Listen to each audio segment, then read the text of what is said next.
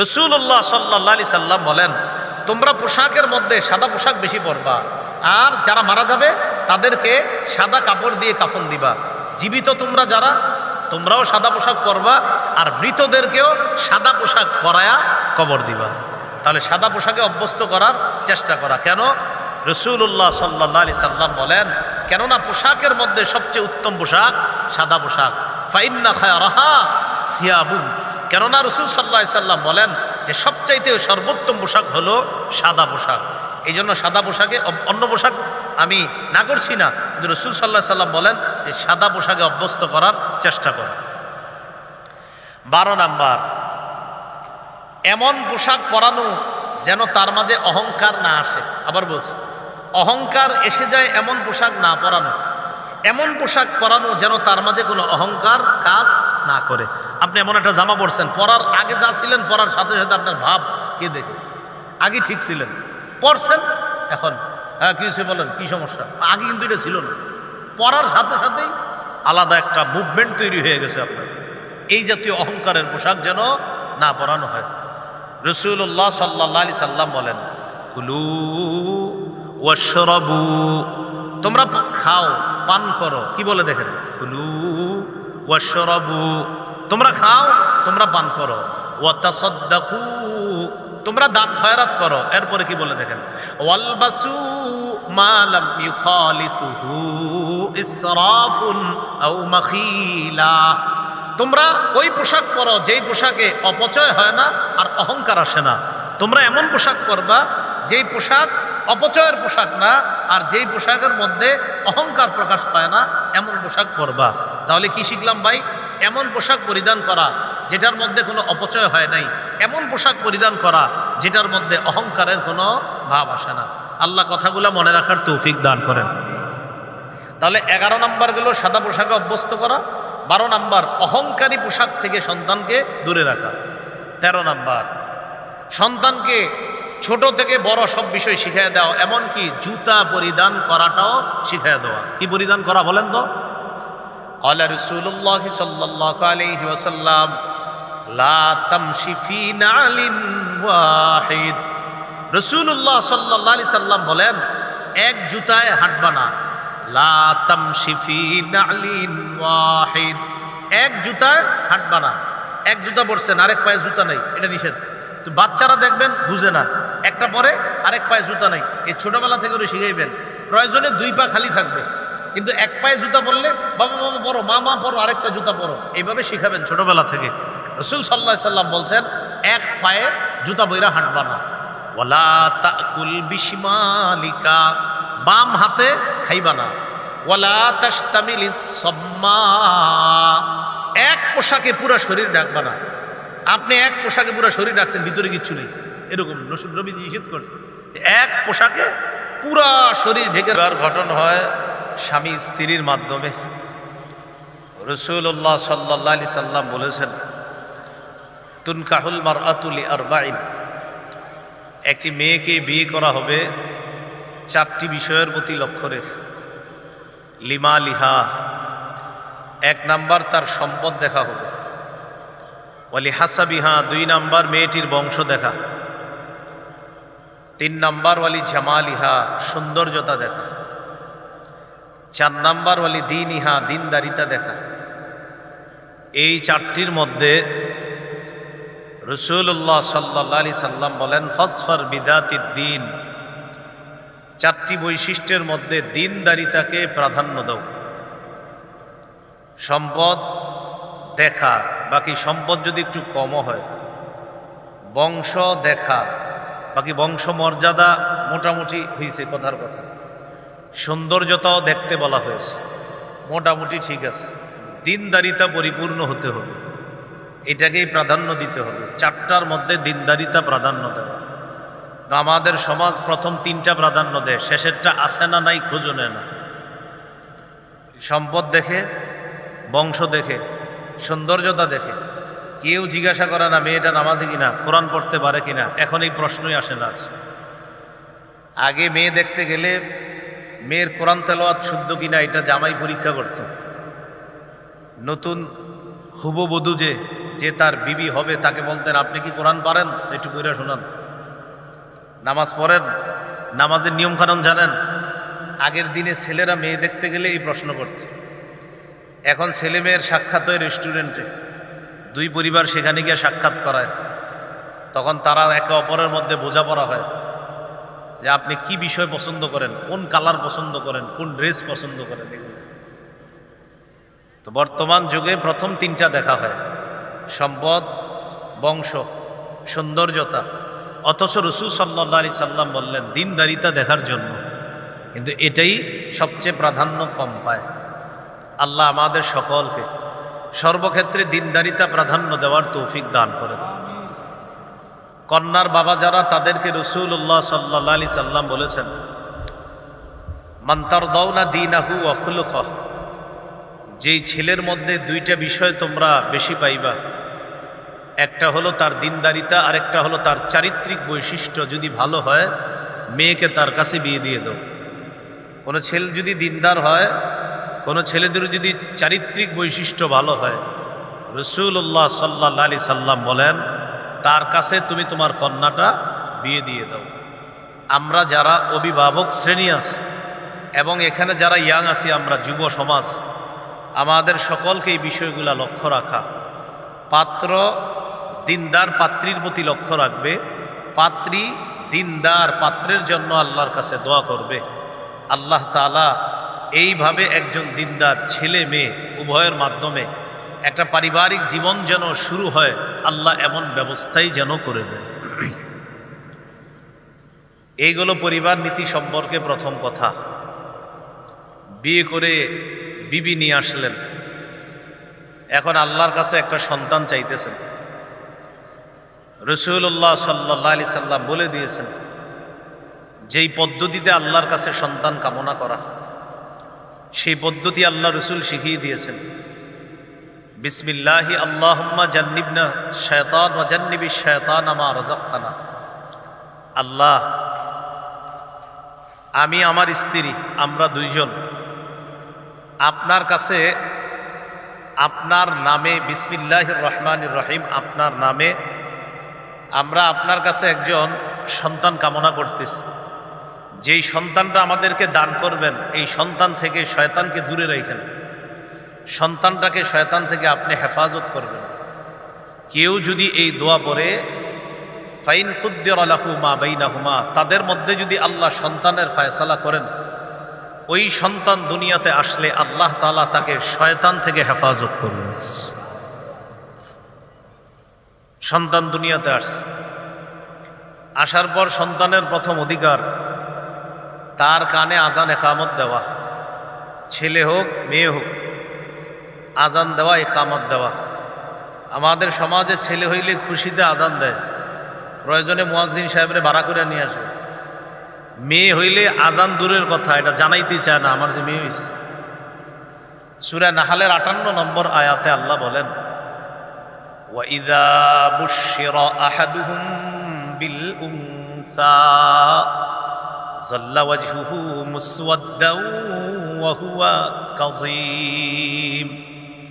কিছু মানুষ আছে, তাদেরকে যখন কন্যা সন্তানের সুসংবাদ দেওয়া হয়, যাল্লা ওয়াজহুহু মুসওয়াদ্দা, চেহারাটা কালো হয়ে যায়, ওয়া হুয়া কাযীম, কপাল কুঁচকায়, কপালটা কুঁচকায় পুরা রাগান্বিত অবস্থায় থাকে, মেজাজ খারাপ। বন্ধুদেরকে বলছে আমার স্ত্রী সন্তান সম্ভবা, সন্তান আসবে আগামী 2-3 দিনের মধ্যে। সর্বশেষ বন্ধুদেরকে জানাইছে আগামীকাল আমার স্ত্রীর সন্তান দুনিয়াতে আসবে বলে আমরা ইনশাল্লাহ আশাবাদী। পরের দিন বন্ধুদেরকে আর জানায় না সন্তান হয়েছে না না হয়েছে। বন্ধুরা ফোন দিয়ে কয়, কি খবর, সুসংবাদ আসছে? হ, তোকে ভাতিজি হইছে। তোদের ভাতিজি হইছে মানে এটা সে নিজে থেকে বলে নাই, জিজ্ঞাসা করছে, হ তোদের ভাতিজি হইছে। বিপরীত দিকে যদি ছেলে হইতো, আপনার বিশ্ব রোডের আশেপাশে যত দোকান আছে মিষ্টির, সব দোকানে অর্ডার আসতো যে কোনটা ভালো, কোনটা কোন পর্যায়ের মেহমানরে দিবে, এই ব্যাপারে তার আন্তরিকতার কোনো শেষ থাকতো না। বন্ধুদের ফোন দেওয়া লাগতো না, সে নিজেই ফোন দিত, আল্লাহ দিলে তোদের ভাতিজা হয়েছে। আগেরটা কে দিছে? অথচ আল্লাহ তাআলা কোরআনে সন্তান দেওয়ার ক্ষেত্রে আগে কন্যার কথা বলছে। সূরা শুরা 49-50 নম্বর আয়াতে আল্লাহ বলেন, লিল্লাহি মুলকুস সামাওয়াতি ওয়াল আরদ ইয়াখলুকু মা ইয়াশা ইয়াহাবু লিমান ইয়াশাউ ইনাসা ওয়া ইয়াহাবু লিমান ইয়াশাউ যুকুর। আসমান জমিনের রাজত্ব আল্লাহর। তিনি যাকে ইচ্ছা তাকে কন্যা সন্তান দান করেন, যাকে ইচ্ছা ছেলে সন্তান দান করেন। আও ইউযাওয়িজুহুম যুকরানা ওয়া ইনাসা, তিনি কাউকে ছেলে মেয়ে উভয়টা দান করেন। দেখেন আয়াতে আল্লাহ বলছে যাকে ইচ্ছা কন্যা দান করেন, প্রথমে কন্যার কথা বলছে। আয়াত দ্বারা বোঝা যায় প্রথম কন্যা হওয়া খুশি বেশি হইতে হবে আপনার, না আল্লাহ প্রথমে কন্যার কথা বলছে, এরপরে বলছে যাকে ইচ্ছা তাকে ছেলে দান করেন। এরপরে আল্লাহ বলেন কাউকে আল্লাহ ছেলে মেয়ে উভয়টা দান করেন। ওয়ায়াজআলু মান ইয়াশাউ আকিমা, আল্লাহ চাইলে কাউকে ছেলেও দিবেন না মেয়েও দিবেন না, ওই নারীকে বন্ধা বানাবেন, এই ক্ষমতাও কার? এই জন্য প্রিয় ভাইয়ারা, সন্তান হইলে শুকরিয়া আদায় করা, সেটা ছেলে হোক মেয়ে হোক। কত মানুষের সন্তান হয় না, তাদেরকে জিজ্ঞাসা করবেন যে একটা সন্তানের জন্য তাদের কত পেরেশানি, কত কষ্ট। এই জন্য সন্তান দেওয়া না দেওয়ার মালিক একমাত্র আল্লাহ। তাহলে মেয়ে দেয় কে? বলেন সবাই, মেয়ে দেয় কে? ছেলে দেয় কে? তাহলে মেয়ে হলেও বলেন আলহামদুলিল্লাহ, মেয়ে হলেও ছেলে হলেও আলহামদুলিল্লাহ। আল্লাহ আমাদেরকে কথাগুলা মনে রাখার তৌফিক দান করেন। তাহলে ছেলে হোক মেয়ে হোক আজান দেওয়া। আবু দাউদের হাদিস 5105 নম্বর হাদিস। এই হাদিসের বর্ণনাকারী উবাইদুল্লাহ ইবনে আবি রাফি তিনি বলেন, রাআইতু রাসূলুল্লাহ সাল্লাল্লাহু আলাইহি ওয়াসাল্লাম আযানা ফি উযুনিল হাসান ইবনে আলী ইবনে আবি তালিব হিনা ওয়ালাদাতহু ফাতিমাতু বিস-সালাহ। উবাইদুল্লাহ ইবনে আবি রাফি বলেন, রাসূলুল্লাহ সাল্লাল্লাহু আলাইহি সাল্লামের নাতি হযরত হাসান মানে আলী রাদিয়াল্লাহু তাআলা আনহুর ছেলে এবং ফাতেমা রাদিয়াল্লাহু তাআলা আনহার ছেলে। হযরত ফাতেমা যেদিন তার সন্তান হযরত হাসানকে প্রসব করলেন, উবাইদুল্লাহ ইবনে আবি রাফি বলেন, আমি নিজেই শুনেছি আল্লাহ রাসূল সাল্লাল্লাহু আলাইহি সাল্লাম হাসানের কানে নামাজের যে আজান আমরা দেই, নবী তার নাতির কানে মুখ রাইখা ওই নামাজের আজানটা দিতে দেখছি আমি। তাহলে সন্তান আসার পর 1 নম্বর করণীয় আজান দেওয়া, ছেলে হোক মেয়ে হোক। 2 নম্বর করণীয় তাহনিক করা, খেজুর চাবায়া, খেজুর চাবানো থুতু সন্তানের মুখে দেওয়া, আর ওই চিবানো খেজুরের সামান্য অংশ সন্তানের মুখের ভিতর তালুর উপরের অংশে সামান্য খেজুর লাগায় দেওয়া। সহিহ বুখারীর বর্ণনা 3909 নম্বর হাদিস। আসমা রাদিয়াল্লাহু তাআলা আনহার বর্ণনা, আবু বকর সিদ্দিক রাদিয়াল্লাহু তাআলা আনহুর কন্যা আসমা রাদিয়াল্লাহু তাআলা আনহার বর্ণনা, তিনি বলেন, আন্নাহা হামালাত বিআব্দুল্লাহ ইবনে জুবাইর, তিনি আব্দুল্লাহ ইবনে জুবাইরকে পেটে ধারণ করলেন, মানে তার সন্তান আব্দুল্লাহ ইবনে জুবাইর পেটে। ওই মুহূর্তে হুকুম আসছে হিজরত করতে হবে। তো তিনি বলেন, খরাজতু ওয়া আনা মুতিম্মুন, আমি আমার সন্তান পেটে নিয়ে হিজরতের উদ্দেশ্যে রওনা করলাম। সুবহানাল্লাহ। এমন অবস্থায় যে আমি সন্তান আসন্ন প্রসবা মানে যে কোনো মুহূর্তে সন্তানটা হয়ে যাবে, ওই মুহূর্তে আমি রওনা করলাম হিজরতের উদ্দেশ্যে। আল্লাহর কি কুদরত! সবাই ভাবছে সন্তান হবে হবে হবে, কিন্তু হয় না। এক পর্যায়ে আতাইতুল মাদিনা, আমি মদিনায় চলে আসলাম। ওয়া নাযালতু বি কুবা, কুবা এলাকায় অবতরণ করলাম, যেখানে আল্লাহ রাসূল 14 দিন অবস্থান করেছেন। ওই কুবা এলাকায় অবতরণ করার পর আমি ওয়ালাদতুহু বি কুবা, আমার ওই সন্তানটাকে ওই কুবা এলাকায় আমি প্রসব করলাম। তাহলে রওনা করছে, সন্তান হয়ে যাবে, হয় নাই। মদিনার কুবা এলাকায় গেছে, সেখানে যাওয়ার পর তার সন্তান হয়েছে। তো সন্তান হওয়ার পর সুম্মা আতাইতু বিহি নবিয়্য সাল্লাল্লাহু আলাইহি ওয়াসাল্লাম, আমি আমার ছেলেটাকে আল্লাহ রাসূলের কাছে নিয়ে গেলাম। ফাওয়াদাতুহু ফি হাজরিহি, আমার ছেলেকে আল্লাহ রাসূলের কোলে দিলাম। দা বিতামরা, রসুল সাল্লাল্লাহু আলাইহি সাল্লাম খেজুর আনাইলেন, ফামাদাগহা, নবীজি খেজুর চাবাইলেন। খেজুর চাবানোর পর সুম্মা তাফালা ফিহি, খেজুর চাবানো থুতু আমার সন্তান আব্দুল্লাহর মুখের মধ্যে আল্লাহ রসুল দিয়ে দিলেন। ফাকানা আউওয়ালা শাইইন দাখালা জাওফা আবদিল্লাহ রিকু রাসূলিল্লাহি সাল্লাল্লাহু আলাইহি ওয়াসাল্লাম, এই পৃথিবীতে সর্বপ্রথম আমার ছেলে আব্দুল্লাহর পেটে যে খাবার গিয়েছে, দুনিয়ার সাধারণ কোনো খাবার না, আল্লাহ রসুলের থুতু মোবারক তার পেটে সর্বপ্রথম গেছে। কি গেছে? থুতু। সুম্মা হান্নাকাহু বিতামরা, এরপর নবীজি চিবানো খেজুরটা সামান্য একটু অংশ আব্দুল্লাহর মুখের ভিতরে উপরের তালুর অংশে সামান্য লাগিয়ে দিয়েছেন। সুম্মা দাআ লাহু, এরপর তার জন্য দোয়া করছে।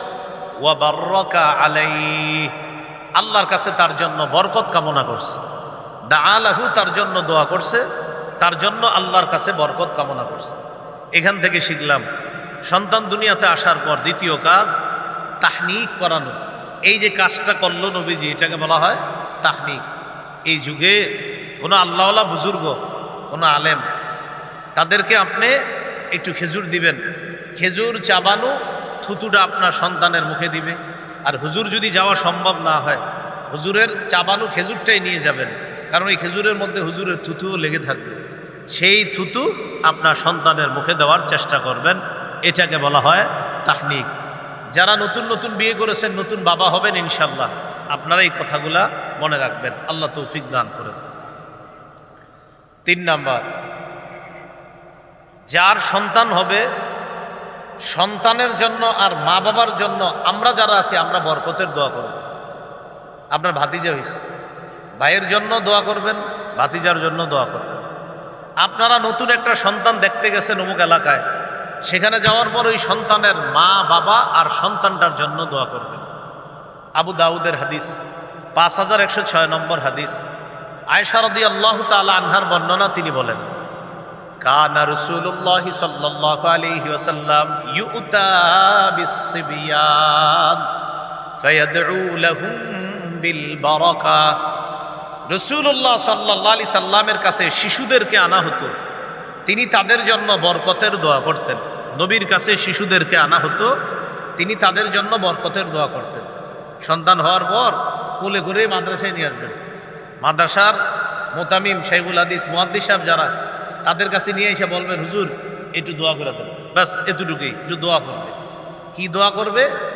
দোয়া করবে এটা সবাই একটু বলেন, মনে থাকলে হলো, না থাকলে বাংলাটা মনে থাকলে হবে, আরবিটা একটু বলি সবাই, বলেন জাআলাহুল্লাহু, বলেন মুবারাকান আলাইকা ওয়া আলা উম্মতি মুহাম্মদ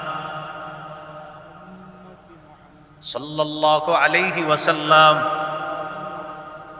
যদি বাচ্চাটা ছেলে হয় তাহলে জাআলাহুল্লাহু মুবারাকান আলাইকা ওয়া আলা উম্মতি মুহাম্মাদিন সাল্লাল্লাহু আলাইহি সাল্লাম।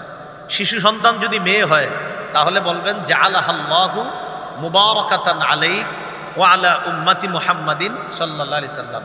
এবার বাংলাটা বলেন, বলেন আল্লাহ তাআলা এই শিশুকে তোমার জন্য এবং উম্মতে মুহাম্মদির জন্য বরকত বানিয়ে দেন।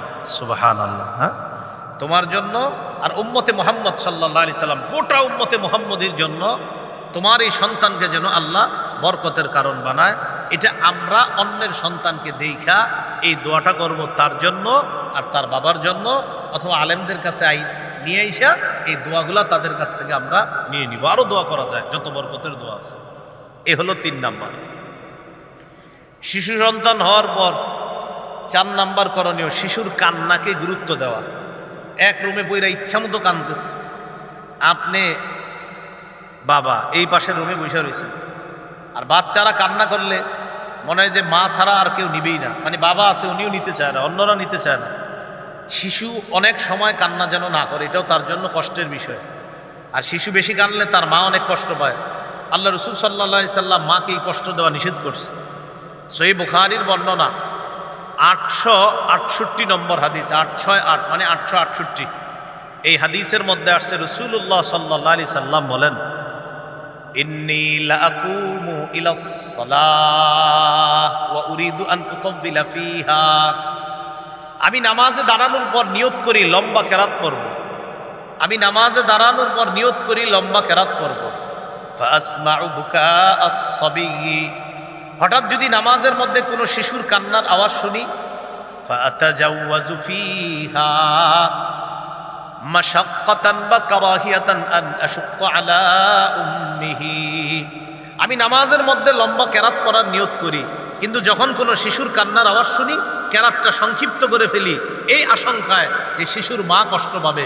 কারণ নবীজির পিছনে নারীরাও নামাজ পড়তেন একদম পিছনে, তো নবীজি চিন্তা করতেন যে কোনো শিশু কাঁদছে মানি তার মা হয়তো আমার পিছনে আছে নামাজের মধ্যে, এখন সে কান্না করা মানি তার মায়ের কষ্ট হবে। আমি নবী লম্বা কেরাত পড়ার নিয়ত করার পরেও মায়ের যেন কষ্ট না হয়, শিশুর যেন কষ্ট না হয়, ওই শিশুর অধিকার রক্ষা করতে গিয়ে আমি নবী লম্বা কেরাতের পরিবর্তে কেরাত সংক্ষেপ করে ফেলি। তার শিশুর কান্নাকে গুরুত্ব দেওয়া, ওর কান্নাটা গুরুত্ব দেওয়া, যে বেশি সময় কেন কাঁদতেছে ও তো বলতে পারে না আমি কেন কান্না করি, ওর একটা পোকা মাকড় কামড় দিছে বলতে পারতেছে না যে আমার পোকা কামড় দিচ্ছে, এই জন্য ওর কান্নাকে গুরুত্ব দেওয়া। কোলে নেওয়ার পরেও যদি দেখেন কান্না করে বুঝতে হবে ওর অন্য কোনো সমস্যা হচ্ছে, সেটা আপনি চেক করতে হবে কি সমস্যা। এই হলো 4 নাম্বার। 5 নাম্বার গুরুত্বপূর্ণ কথা, আকিকা করা। কি করা? আকিকা করা। আকিকা করা, ইহুদিরা ছেলে হইলে শুধু আকিকা করত, মেয়ের আকিকা করত না ইহুদিরা। قال رسول الله صلى الله عليه وسلم إن اليهودا تعق عن الغلام ولا تعق عن الجارية, ইহুদিরা শুধু ছেলের আকিকা করত, মেয়ের আকিকা করত না। ফাউকু আনিল গুলামি শাতাইন, নবীজি বলেন তোমরা ছেলের পক্ষ থেকে 2টি ছাগল আকিকা করবা। ওয়া আনিল জারিয়াতি শাতান, মেয়ের পক্ষ থেকে 1টি ছাগল আকিকা করবা। কারো যদি সামর্থ্য কম থাকে ছেলের পক্ষ থেকে 1টি ছাগল আকিকা করলেও হবে। আবার বলছি, ছেলের পক্ষ থেকে 2টি, মেয়ের পক্ষ থেকে 1টি। কারো সামর্থ্য একটু কম থাকলে ছেলের পক্ষ থেকেও 1টি ছাগল আকিকা করলেও হবে। কারণ আল্লাহ রাসূল সাল্লাল্লাহু আলাইহি সাল্লাম তার নাতি হযরত হাসানের পক্ষ থেকে 1টি ছাগল আকিকা করছে। তাহলে 1টি ছাগল আকিকারও দলিল আছে। ছেলে যদি আপনার সামর্থ্য একটু কম হয় ছেলের পক্ষ থেকে 1টি আকিকা করলে জায়েজ। আকিকা 7ম দিনে করা উত্তম। নাসাইর হাদিস 4220 নম্বর হাদিস, এই হাদিসের মধ্যে আছে কুল্লু গুলামিন রাহিনুন বিআকিকাতিহি, প্রত্যেক নবজাতক তার আকিকার সাথে আবদ্ধ। তুযবাহু আনহু ইয়াউমা সাবিহি, 7ম দিনে তার পক্ষ থেকে প্রাণী জবাই করা হবে, মানে আকিকা করা হবে। ওয়া ইউহলাকু রাসুহু, 7ম দিনে তার মাথা মুন্ডন করা হবে। ওয়া ইউসাম্মা, 7ম দিনে তার নাম রাখা হবে। 7ম দিনে প্রাণী জবাই করা হবে, 7ম দিনে তার মাথার চুল মুন্ডন করা হবে, 7ম দিনে তার নাম রাখা হবে। চুল মুন্ডন করতে গিয়ে একটা কথা মনে রাখবেন, তিরমিজির 1519 নম্বর হাদিসের মধ্যে আছে হাসান রাদিয়াল্লাহু তাআলা আনহুর যেদিন আকিকা করলেন 7ম দিনে, ফাতেমা রাদিয়াল্লাহু তাআলা আনহাকে রাসূল সাল্লাল্লাহু আলাইহি সাল্লাম বললেন, ফাতেমা ইহলিতি রাসা, হাসানের মাথা মুন্ডন করবা। করার পর মাথা মুন্ডন করার পর যে চুলগুলা হবে এই চুলগুলা ওজন করবা। ওয়া তাসাদ্দাকি বিজিনাতি শা'রিহি ফিদ্দাতান, হাসানের চুল পরিমাণ রূপা আল্লাহর রাস্তায় সদকা করে দিবা। আলী রাদিয়াল্লাহু তাআলা আনহু বলেন, ফাওয়াজানতুহু, আমি হাসানের চুলগুলা ওজন করলাম। ওজন করার পর দেখি ফাকানা ওয়াজনুহু দিরহামান আও বা'দা দিরহাম, হাসানের চুলের ওজন হইছে 1 দিরহাম অথবা আধা দিরহাম, 1 দিরহাম অথবা 1 দিরহামের সামান্য কিছু, পুরোপুরি না। তাহলে 7ম দিনে চুল মুন্ডন করার পর চুলটা একটা ব্যাগের মধ্যে রেখে দিবেন, ছোট্ট একটা টিস্যুর মধ্যে। সাথে সাথে চলে যাবেন স্বর্ণকারের দোকানে, গিয়ে বলবেন, ভাই এটা একটু ওজন করো, দেখো তো এই চুল পরিমাণ রূপা কতটুকু হয়। ওই পরিমাণ রূপা আপনি যদি পারেন রূপাটাই সৎকা করে দিবেন। যদি বলেন না আমি রূপাটা দিব না, রূপার সম পরিমাণ টাকা দিব, তাহলে ওই সম পরিমাণ রূপার যত টাকা হবে ওই পরিমাণ টাকা আপনি সৎকা করে দিবেন। কথাটা কি বুঝে আসছে সবার? চুল পরিমাণ রূপা অথবা ওই রূপা পরিমাণ টাকা সৎকা করে দিবেন। এ হলো 5 নাম্বার, আকিকা করা। আর আকিকার দিন চুল মুন্ডন করা। আরেকটা কথা মাথায় রাখা, চুল মুন্ডন করার সময় কাজা করা যাবে না। একটু আগে বলেন কাজা, আমি বলতেছি কাজা কি, বলেন কাজা, সবাই বলেন কাজা, কফ জা আইন, এটাকে বলা হয় কি কাজা। রাহা রাসূলুল্লাহ সাল্লাল্লাহু আলাইহি ওয়াসাল্লাম আনিল কাজা, আল্লাহ নবী কাজা করতে নিষেধ করেছেন। ক্বালু ওয়া মাল কাজা, সবাই প্রশ্ন করলেন কাজা কি জিনিস? তখন জবাব দিলেন আইয়ুহলাকা মাকানুন ওয়া ইউতরাকা মাকান, মাথার কিছু অংশ মুন্ডন করা আর কিছু চুল রেখে দেওয়া, এটাকে বলে কাজা। এখন এটি শিশুদের না, বড়রাও এটা করে, কাজা করে, কিছু অংশ চুল রাখে আর কিছু অংশ কেমন জানি দেখবেন কামায়া ফেলে। হ্যাঁ, এটা রাসূল সাল্লাল্লাহু আলাইহি সাল্লাম নিষেধ করছে, কাজা করা নিষেধ, কিছু চুল রাখে আর কিছু ফালায়া দেয়, এটা করবেন না, পুরাটা ফালায়া দিবেন, ঠিক আছে তো? কিন্তু এখন শিশুরা করে না, এখন আমাদের দেশের বড় বড় শিশুরা এগুলা করে, চুল কিছু অংশ রাখে আর কিছু অংশ ওইরকম আপনার ফালায়া দেয়, কাজা করে। আল্লাহ রাসূল সাল্লাল্লাহু আলাইহি সাল্লাম এটা নিষেধ করেছেন। আল্লাহ আমাদেরকে হেফাজত করেন। তাহলে 5 নাম্বার কথাটা মনে রাখবো, সপ্তম দিনে আকিকা করা, চুল মুন্ডন করা আর সপ্তম দিনে নাম রাখা, সুন্দর নাম রাখা, এগুলো 5 নাম্বার করণীয়। 6 নাম্বার, নাম তো রাখবেন, সুন্দর নাম রাখবেন, সুন্দর নাম রাখা। আব্দুল্লাহ ইবনে আব্বাস রাদিয়াল্লাহু তাআলা আনহুমার বর্ণনা, তিনি বলেন সাহাবায়ে কেরাম রাসূল সাল্লাল্লাহু আলাইহি সাল্লামকে জিজ্ঞাসা করলেন, কদ আলিমনা হাক্কাল ওয়ালিদি ফামা হাক্কুল ওয়ালাদি ইয়া রাসূলুল্লাহ, ইয়া রাসূলুল্লাহ, আমরা পিতা মাতার হক জানি, কিন্তু ছেলেমেয়ের হক কি এটা একটু আমাদেরকে বলে দেন। ফাকালা রাসূলুল্লাহ সাল্লাল্লাহু, আর দাদা নবীর কাছে গেলেন, নবীজি আমার দাদাকে জিজ্ঞাসা করলেন, মাসমুকা, তোমার নাম কি? আমার দাদা বললেন, আমার নাম হাজনুন, দুঃখ। নবীজি বললেন, তোমার নাম কি? তো বলতেছে হাজনুন, দুঃখ। নবীজি বললেন, লা বাল আনতা সাহলুন, না না, তুমি হাজনুন না, তুমি সাহলুন, তুমি সহজ, তুমি দুঃখ না, তুমি দুঃখের বিপরীতে যেটা সেটা। উনি বললেন আমার নাম হাজনুন, দুঃখ। নবীজি বললেন, না, তোমার নাম সাহলুন। অর্থাৎ নবী চাইলেন নামটা পাল্টায়া সাহলুন রাখো। এখন তিনি জবাব দিলেন, মা আনা বিমুগাইয়িরিন ইসমান সাম্মানিহি আবি, আমার আব্বা আমার যে নাম রাখছে আমি এই নাম পাল্টাবো না। এই যুগে এরকম কিছু মানুষ আছে, নাম যত বসাই হোক কিন্তু গর্ব করে বলে, না আমার আব্বার দেওয়া নাম এটা আমি পাল্টাতে পারবো না, হুজুর আপনি যাই বলেন। আল্লাহ রাসূল সাল্লাল্লাহু আলাইহি সাল্লাম বলছে হাজনুন নামটা পাল্টাও, সাহলুন রাখো। উনি বললেন আমার আব্বা নাম রাখছে, আমি এটা পাল্টাবো না। ওনার নাতি সাঈদ ইবনুল মুসাইয়্যিব বলেন, আমার দাদা এই নাম না পাল্টানোর কারণে ফামা জালাতিল হুজুনাতু ফিনা বাদু, আমাদের বংশে সারা জীবন দুঃখ লেগেই থাকতো। আমার দাদার নাম ছিল দুঃখ, নবী বলছেন নামটা পাল্টাও। নামের কি প্রভাব যে আমাদের প্রজন্মের পর প্রজন্ম এই দুঃখ দুর্দশা সয়ে গেছে। ওই যে দাদা দুঃখ নামটা পাল্টায় নাই, এই দাদার নবীর কথা না শোনার কারণে আমগো প্রজন্মের পর প্রজন্ম আমরা এই দুঃখ দুর্দশার মধ্যে দিয়ে গেছি। এই জন্য নামেরও প্রভাব আছে, আন্দাজি খালি নাম রাখেন না। নাম রাখছে দুঃখ, নবীজি বলছিল পাল্টাও, পাল্টায় না। তার নাতি সাঈদ ইবনে মুসাইয়্যিব অনেক বড় তাবী, তিনি বলেন যে আমাদের পরিবারে সবসময় দুঃখ লেগে থাকতো, ওই যে নবীজি বলছেন নামটা পাল্টাও, পাল্টায়। এখান থেকে বোঝা গেল সুন্দর নাম রাখা, আলেমদের সাথে পরামর্শ করে নাম রাখা, এগুলো 6 নাম্বার। তাহলে 5 নাম্বার আকিকা করা, 6 নাম্বার সুন্দর নাম রাখা। 7 নাম্বার পারলে উপনাম রাখা। উপনাম কারে কয়? আবুল কাসেম, এটাকে উপনাম বলে। হ্যাঁ, আবু উমায়ের, এটাকে উপনাম বলে। মাঝে মাঝে সন্তানদেরকে উপনামে ডাকা, এটাও রাসূল সাল্লাল্লাহু আলাইহি সাল্লামের সুন্নাহ। আবু দাউদের হাদিসের মধ্যে আসছে 1109 নম্বর হাদিস। এই হাদিসের বর্ণনাকারী আনাস রাদিয়াল্লাহু তাআলা তিনি বলেন, রাসূলুল্লাহ সাল্লাল্লাহু আলাইহি সাল্লাম আমাদের ঘরে প্রায় সময় আসতেন। আমার ভাইয়ের নাম ছিল, ভাইয়ের উপনাম ছিল আবু উমায়ের। আমার একটা ছোট্ট ভাই ছিল, এই ভাইয়ের ইউকান্না আবা উমায়ের, তার উপনাম ছিল আবু উমায়ের। নবীজি আমাদের বাসায় আসতেন, তো আমার ছোট ভাইয়ের কানালাহু নগর, তার ছোট্ট একটা পাখি ছিল। আছে না বাচ্চারা অনেক সময় পাখি এরকম আদর করে, তো ছোট্ট একটা পাখি ছিল। ইতিমধ্যে তার পাখিটা মারা গেছে। পাখি মারা যাওয়ার কারণে সে খুব ব্যথিত হয়েছে। রাসূল সাল্লাল্লাহু আলাইহি সাল্লাম আমাদের বাসায় আসলেন। আসার পর রাআহু হাজিনা, আমার ছোট ভাই আবু উমায়েরকে দেখলেন খুব ব্যথিত। রাসূল সাল্লাল্লাহু আলাইহি সাল্লাম বললেন, কি ব্যাপার, কি হয়েছে তার? তো বলতেছে, হুজুর মাতালাহু নগর, তার ছোট্ট একটা পাখি ছিল, ওই পাখিটা মারা গেছে। তো নবীজি সাল্লাল্লাহু আলাইহি সাল্লাম তাকে হাসানোর জন্য বললেন, ইয়া আবা উমাইর মা ফাআলান নুগাইর, মিলায় বলছে, ইয়া আবা উমাইর মা ফাআলান নুগাইর, ও আবু উমাইর, তোমার ছোট্ট পাখির হলোটা কি, সে করলোটা কি, এটা বইলা তাকে হাসাইতে চাইলেন। তার ব্যথিত হৃদয়টাকে আল্লাহ রাসূল একটু হাসানোর জন্য চেষ্টা করলেন। তো নবীজি মিলায়া বললেন, ইয়া আবা উমাইর মা ফাআলান নুগাইর, ও ছোট্ট আবু উমাইর, তোমার ছোট্ট পাখিটার হলো কি, সে কি করলো। যাই হোক, এখান থেকে বোঝানোর উদ্দেশ্য শিশুদের নাম উপনাম রাখা আর ওই উপনামে মাঝে মাঝে ডাকা।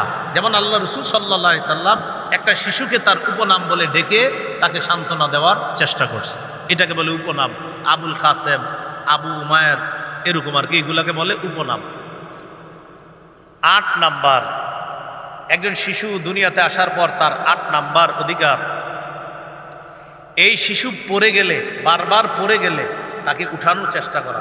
অনেক সময় শিশুরা হাঁটতে গিয়ে বারবার পড়ে না, এই বেশি যেন না পড়ে। মনে রাখবেন, শিশু বেশি পড়লে ওর অধিকার নষ্ট করা হয় না। আপনি ওই দেয়ালের ওখান থেকে ছেড়ে দিলেন, আব্বু আসো আসো আসো আসো, আসার সময় 100 বার পড়তেছে না। হাঁটা শেখানোর সময় আপনার পড়ুক, 2-1 বার পড়ুক, কিন্তু বেশি পড়তে পড়তে যে ব্যথা পাবে, শিশুর অধিকার নষ্ট করা হবে। বেশি ব্যথা দেওয়া যাবে না, যেন ওর অধিকার নষ্ট না হয়, কথাটা মনে রাখতে হবে। রাসূল সাল্লাল্লাহু আলাইহি সাল্লাম খুতবা দিতেছে মসজিদের মধ্যে, হাসান হুসাইন মসজিদে ঢুকছে, ভাষণ দিতেছে। চিন্তা করেন, জুমার খুতবা, হাসান হুসাইন মসজিদে ঢুকছে। দুজন সূত্র মানুষ, ইয়াসুরানে ওয়া ইয়াকুমান, দুজন খালি পড়ে যায় আর দাঁড়ায়, পড়ে যায় আর দাঁড়ায়। আল্লাহ রাসূল সাল্লাল্লাহু আলাইহি সাল্লাম খুতবা বন্ধ করে মিম্বর থেকে নাইমা এই নাতি দুইজনকে তাড়াতাড়ি আখাযাহুমা কোলে নিছে, ওয়া সাইদা বিহিমাল মিম্বার, নাতি দুইজনকে 2 কোলে নিয়ে মিম্বরের উপর গিয়ে দাঁড়াইছে। কি শিখলাম? শিশু বারবার পড়ে গেলে পড়তে দেওয়া যাবে না। হাসান হুসাইন রাদিয়াল্লাহু আনহুমা হাঁটতে পারে কিছুটা, খালি পড়ে যায়, আবার ওঠে, আবার পড়ে, আবার ওঠে। আল্লাহ রাসূল খুতবা বন্ধ করে কোলে নিলেন, নেওয়ার পর কোরআনের আয়াত তেলাওয়াত করলেন। সাদাকা, আল্লাহ সত্য বলেছে, ইন্নামা আমওয়ালুকুম ওয়া আওলাদুকুম ফিতনা। আল্লাহ বলেছেন, তোমাদের সম্পদ, তোমাদের সন্তান তোমাদের জন্য পরীক্ষা। দেখছো, আজকে আমারে হাসান হুসাইন পরীক্ষায় ফেলায় দিচ্ছে, হাসান হুসাইনকে কোলে নিছে। তাহলে এখান থেকে বোঝা যায়, শিশু সন্তানের একটা অধিকার হলো সে যেন বারবার পড়ে গিয়ে কষ্ট না পায়, তাকে কোলে নেওয়ার চেষ্টা করা। এই হলো 8 নাম্বার। 9 নাম্বার তার অধিকার, তার পোশাকের ব্যাপারে যত্নবান হওয়া। শিশুর পোশাকের কালার যেন আজাইরা কোনো কালার না হয়, বিধর্মীদের কোনো পোশাক যেন না হয়, এই ব্যাপারে সচেতন হওয়া, এই ব্যাপারে যথেষ্ট সচেতন হওয়া। আব্দুল্লাহ ইবনে আমর রাদিয়াল্লাহু তাআলা আনহুমার বর্ণনা, তিনি বলেন, রাসূলুল্লাহ সাল্লাল্লাহু আলাইহি সাল্লাম তাকে দেখলেন, ওয়া আলাইহি সাওবানি মুআসফারান, তার শরীরে কুসুম রঙের 2টা জামা ছিল। নবীজির এক সাহাবীর দিকে নবী তাকাইলেন, তার শরীরে কুসুম রঙের 2টা কাপড় ছিল। নবীজি তাকে বললেন, হাজিহি সিয়াবুল কুফার, এগুলা কাফেরদের পোশাক, ফালা তালবাসহা, এগুলো আর কখনো পরিধান করবা না, হলো এগুলা। তাহলে শিশুর পোশাকটা যেন সুন্দর হয়, এই ব্যাপারে গুরুত্ব দেওয়া। 10 নাম্বার, শিশুকে এমন পোশাকে ছোটবেলা থেকে অভ্যস্ত করা যেন ওর বুঝজ্ঞান হওয়ার সাথে সাথে ও বুঝে সতর ঢাকা ফরজ। আবার বলছি, শিশুকে এমন পোশাকে অভ্যস্ত করা, বুঝজ্ঞান হওয়ার আগে থেকেই যেন বুঝে ফেলতে পারে যে এই আমার কিন্তু সতর ডাকতে হবে, সতর ঢাকা ফরজ। যখন ফরজ বিধান ওর উপরে আসবে, এর আগে থেকেই যেন বুঝে যে সতর ঢাকা ফরজ, এমন পোশাকে অভ্যস্ত করা। সূরা আরাফের 26 নম্বর আয়াতে আল্লাহ বলেন, ইয়া বানি আদম কদ আনজালনা আলাইকুম লিবাসান ইউয়ারি সাওআতিকুম ওয়ারিশা। হে আদম সন্তান, আমি তোমাদেরকে পোশাক দিলাম, এমন পোশাক তোমাদের জন্য অবতীর্ণ করলাম, নাজিল করলাম। ইউয়ারি সাওআতিকুম, যে পোশাক তোমাদের লজ্জাস্থান ঢেকে রাখবে। ওয়ারিশা, যে পোশাক তোমাদের সৌন্দর্যতার কারণ। তাহলে এমন পোশাকে অভ্যস্ত করা, যেই পোশাক শিশু বড় হওয়ার পরেই বুঝতে পারবে যে আমার জন্য সতর ঢাকা ফরজ। বিশেষ করে মেয়েদেরকে এমন পোশাক পরাবেন, বুঝজ্ঞান হওয়ার পরে যেন বুঝতে পারে যে আমি একজন মেয়ে, আমি মেয়ে হিসাবে আমার কিছু আলাদা পোশাক আছে, এটা যেন মেয়ে বুঝতে পারে। না, আমরা আমাদের মেয়েদেরকে এমন পোশাক ছোটবেলায় পড়াই, এই মেয়েটা একটু বড় হওয়ার পরে বাবা মাকে বলে ওই প্যান্ট পরবে, জিন্সের প্যান্ট পরবে, শার্ট পরবে, কারণ ছোটবেলা মায়া কইরা প্যান্ট শার্ট পরাইছে, মায়া কইরা প্যান্ট শার্ট পরাইছে। কই ছোট মানুষ পড়ুক, একটু বড় হয়েছে, বাবা মার সাথে মার্কেটে গেছে, এখনো বলে প্যান্ট কিনবে, শার্ট কিনবে, এখনো বালেগা হয় নাই। আস্তে আস্তে সে যখন বড় হইল এখন সে প্যান্ট শার্ট পরে। ওই যে ছোটবেলা থেকে আপনি অভ্যস্ত করাইছেন, মায়া করে প্যান্ট শার্ট পরাইছেন। এই হলো 10 নাম্বার, এমন পোশাকে অভ্যস্ত করা যেই পোশাক সতর ডেকে রাখে, যেই পোশাক সৌন্দর্যতার কারণ। আল্লাহ আমাদেরকে এই জাতীয় পোশাকের ব্যাপারে গুরুত্বশীল হওয়ার তৌফিক দান করেন। 11 নাম্বার, শিশুকে সাদা পোশাকে অভ্যস্ত করার চেষ্টা করা। কি পোশাকে ভাই? সাদা পোশাকে অভ্যস্ত করার চেষ্টা করা। আবু দাউদের হাদিস 4061 নম্বর হাদিস, ক্বালা রাসূলুল্লাহ সাল্লাল্লাহু আলাইহি ওয়াসাল্লাম ইলবাসু মিন সিয়াবিকুমুল বায়াজ ওয়া কাফফিনু ফিহা মাউতাকুম। রাসূলুল্লাহ সাল্লাল্লাহু আলাইহি সাল্লাম বলেন, তোমরা পোশাকের মধ্যে সাদা পোশাক বেশি পরবা, আর যারা মারা যাবে তাদেরকে সাদা কাপড় দিয়ে কাফন দিবা। জীবিত তোমরা যারা, তোমরাও সাদা পোশাক পরবা, আর মৃতদেরকেও সাদা পোশাক পরায়া কবর দিবা। তাহলে সাদা পোশাকে অভ্যস্ত করার চেষ্টা করা। কেন? রাসূলুল্লাহ সাল্লাল্লাহু আলাইহি সাল্লাম বলেন, কেননা পোশাকের মধ্যে সবচেয়ে উত্তম পোশাক সাদা পোশাক। ফাইন্না খায়রাহা সিয়াবুন, কেননা রাসূল সাল্লাল্লাহু আলাইহি সাল্লাম বলেন যে সবচাইতে সর্বোত্তম পোশাক হলো সাদা পোশাক। এই জন্য সাদা পোশাকে, অন্য পোশাক আমি না করছি না, কিন্তু রাসূল সাল্লাল্লাহু আলাইহি সাল্লাম বলেন যে সাদা পোশাকে অভ্যস্ত করার চেষ্টা করা। 12 নাম্বার, এমন পোশাক পরানো যেন তার মাঝে অহংকার না আসে। আবার বলছি, অহংকার এসে যায় এমন পোশাক না পরানো। এমন পোশাক পরানো যেন তার মাঝে কোনো অহংকার কাজ না করে। আপনি এমন একটা জামা পরছেন, পরার আগে যা ছিলেন পরার সাথে সাথে আপনার ভাব কে দেখে? আগে ঠিক ছিলেন, পরছেন, এখন হ্যাঁ কি হয়েছে বলেন, কি সমস্যা? আগে কিন্তু এটা ছিল না। পরার সাথে সাথেই আলাদা একটা মুভমেন্ট তৈরি হয়ে গেছে আপনার। এই জাতীয় অহংকারের পোশাক যেন না পরানো হয়। রাসূলুল্লাহ সাল্লাল্লাহু আলাইহি সাল্লাম বলেন, কুলু ওয়াশরাবু, তোমরা খাও পান করো। কি বলে দেখেন? কুলু ওয়াশরাবু, তোমরা খাও তোমরা পান করো। ওয়া তাসাদ্দাকু, তোমরা দান খয়রাত করো। এরপরে কি বলে দেখেন? ওয়ালবাসু মা লাম ইউখালিতুহু ইসরাফুন আও মাখিলা, তোমরা ওই পোশাক পরো যেই পোশাকে অপচয় হয় না আর অহংকার আসে না।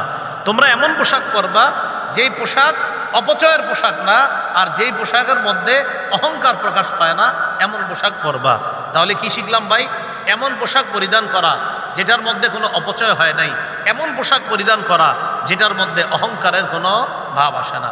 আল্লাহ কথাগুলো মনে রাখার তৌফিক দান করেন। তাহলে 11 নাম্বার গেল সাদা পোশাকে অভ্যস্ত করা।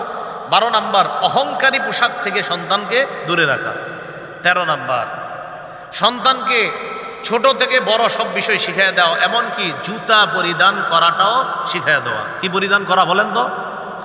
ক্বালা রাসূলুল্লাহ সাল্লাল্লাহু আলাইহি ওয়াসাল্লাম লা তামশি ফি নালিন ওয়াহিদ। রাসূলুল্লাহ সাল্লাল্লাহু আলাইহি সাল্লাম বলেন, এক জুতায় হাঁটবা না। লা তামশি ফি নালিন ওয়াহিদ, এক জুতায় হাঁটবা না। এক জুতা পরছেন, আরেক পায়ে জুতা নেই, এটা নিষেধ। তো বাচ্চারা দেখবেন বুঝে না, একটা পরে আরেক পায়ে জুতা নেই। এই ছোটবেলা থেকে ওরা শিখাইবেন, প্রয়োজনে 2 পা খালি থাকবে, কিন্তু এক পায়ে জুতা পরলে বাবা বাবা পরো, মা মা পরো, আরেকটা জুতা পরো, এইভাবে শিখাবেন ছোটবেলা থেকে। রাসূল সাল্লাল্লাহু আলাইহি সাল্লাম বলছেন, এক পায়ে জুতা বইরা হাঁটবা না। ওয়ালা তাকুল বিশমালিকা, বাম হাতে খাইবা না। ওয়ালা তাশতামিলিস সাম্মা, এক পোশাকে পুরো শরীর ঢাকবা না। আপনি এক পোশাকে পুরো শরীর রাখছেন, ভিতরে কিচ্ছু নেই, এরকম নবীজি নিষেধ করছে। এক পোশাকে পুরা শরীর ঢেকে রাখবা, এরকম করবা না। মানে এক পোশাকে পুরা শরীর ঢাকবা না, ভিতরে আপনার সালোয়ার পরা, লুঙ্গি পরা, বা বাচ্চাদেরকে ভিতরে পোশাক পরানো, উপরে আবার পোশাক পরানো, এরকম। তো নবীজি বলেন এক পোশাকে পুরা শরীর ঢাকবা, এমনটা করবা না। ওয়ালা তাশতামিলিস সাম্মা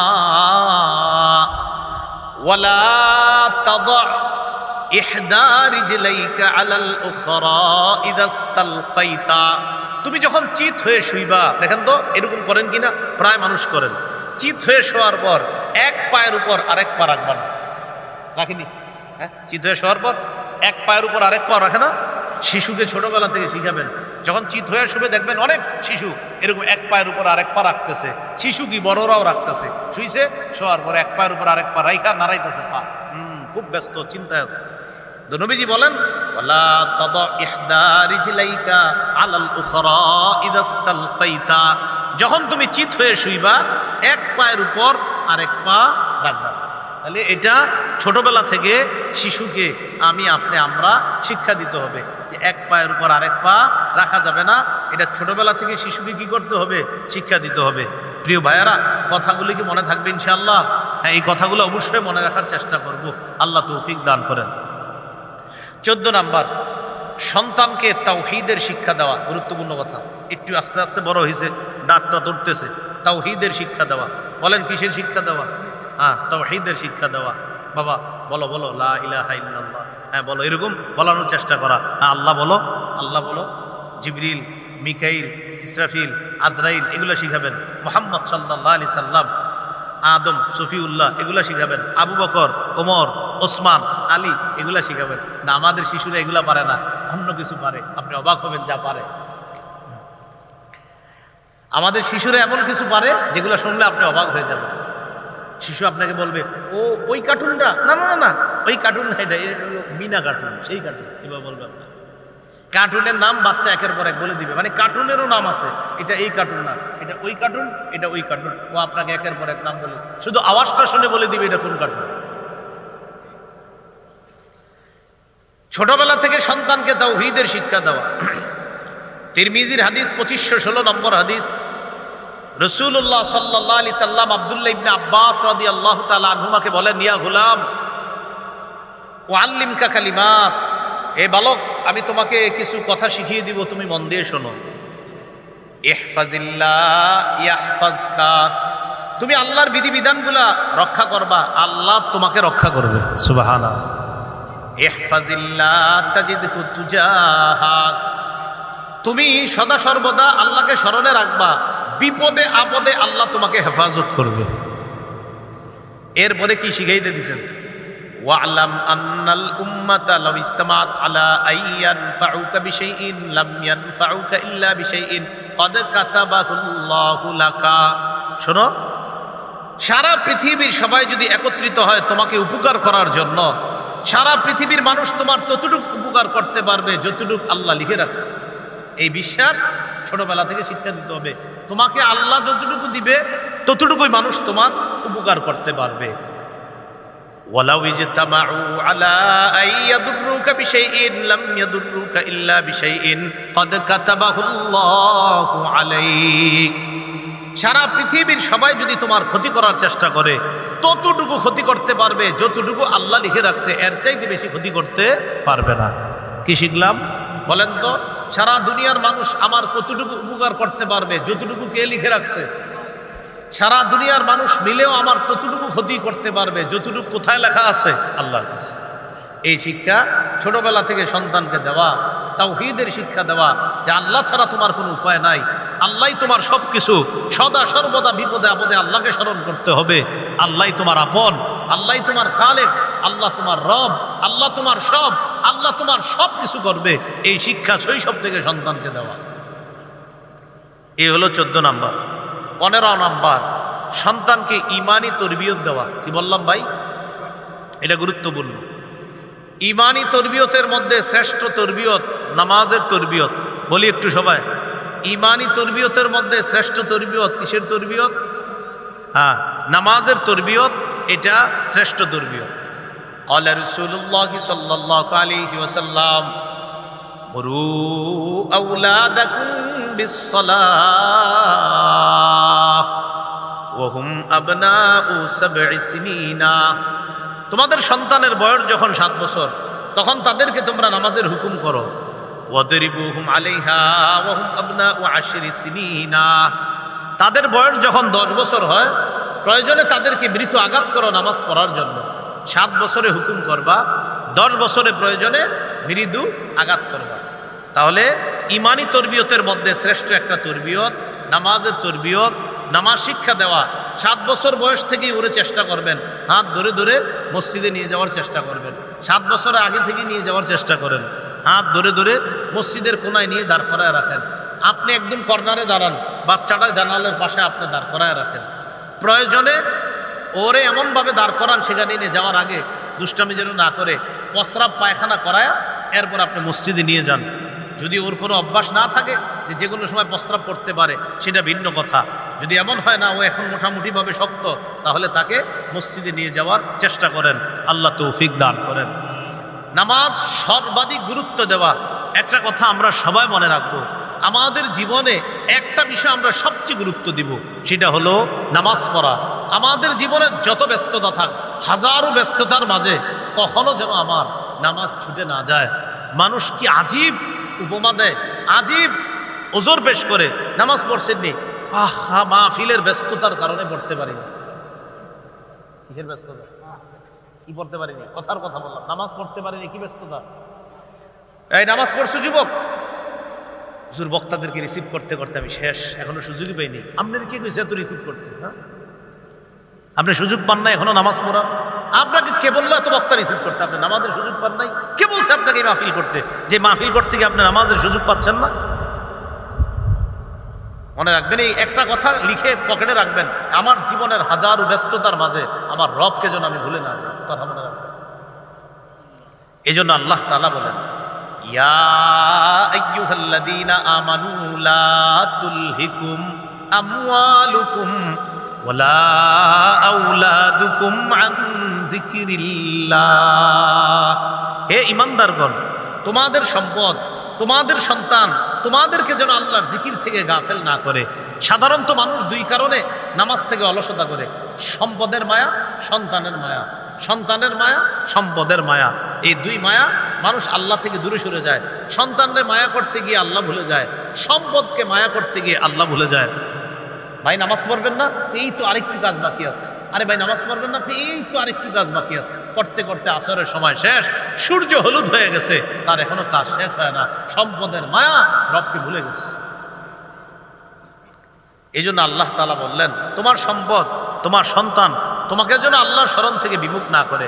তো প্রিয় ভাইয়েরা, আজকে থেকে একটা কথা আমরা সবাই হাজারো ব্যস্ততার মাঝে একটা কাজ কখনো ভুলে যাব না, সেটা হলো যথা সময়ে নামাজ পড়া। বলেন ইনশাআল্লাহ।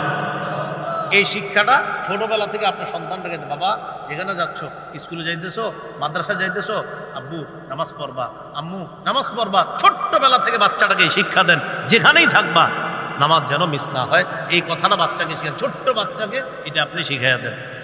রাসূলুল্লাহ সাল্লাল্লাহু আলাইহি সাল্লাম বলেন, তোমাদের কারো বাড়ির সামনে একটা পুকুর আছে, এই পুকুরের মধ্যে কোনো ব্যক্তি দৈনিক 5 বার গোসল করছে, হাল ইয়াবকা মিন দারনিহি শাইউন, তার শরীরে কি কোনো নাপাক থাকবে?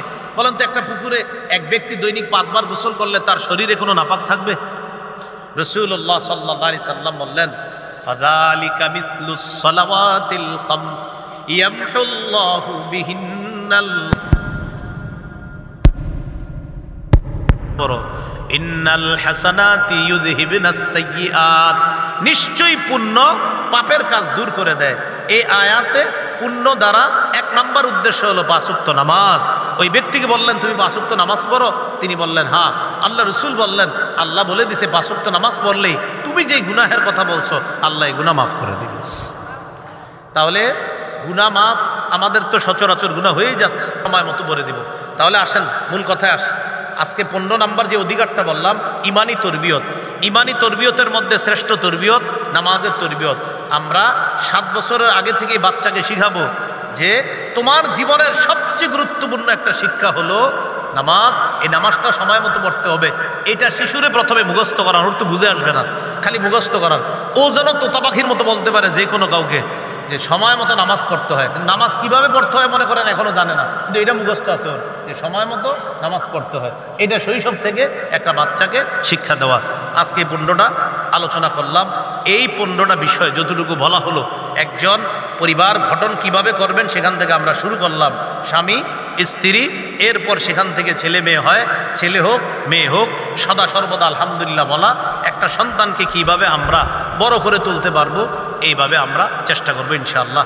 প্রায় 64টা অধিকার আছে আমারই সংকলন করা। 15টা অধিকার বললাম।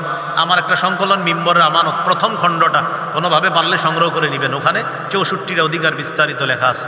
আজকে এই পর্যন্তই।